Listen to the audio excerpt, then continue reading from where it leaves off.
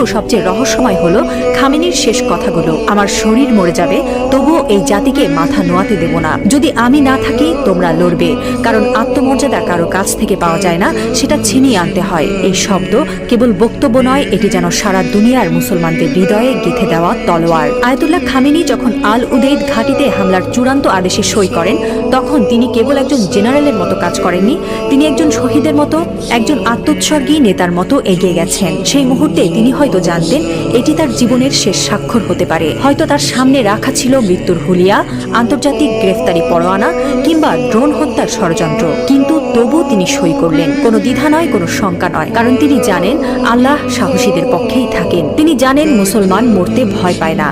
যারা আল্লাহর পক্ষে থাকেন তারা জানে মৃত্যু মানেই পরাজয় নয়, বরং আত্মত্যাগী বিজয়ের শুরু। এই একজন মানুষ এখন আর কেবল ইরানের নেতা নন, তিনি হয়ে উঠছেন সারা বিশ্বের মুসলিম উম্মার প্রতীক। একজন বিশ্বাসী, একজন অটল মুজাহিদ, একজন সাহসী পিতার মতো তিনি বলছেন, আমি থাকি বা না থাকি তোমরা লড়বে। হ্যাঁ মুসলিম উম্মাহ, তোমরা মাথা নিচু করো না। লা ইলাহা ইল্লাল্লাহ, আল্লাহ ছাড়া আর কোনো ইলাহ নেই।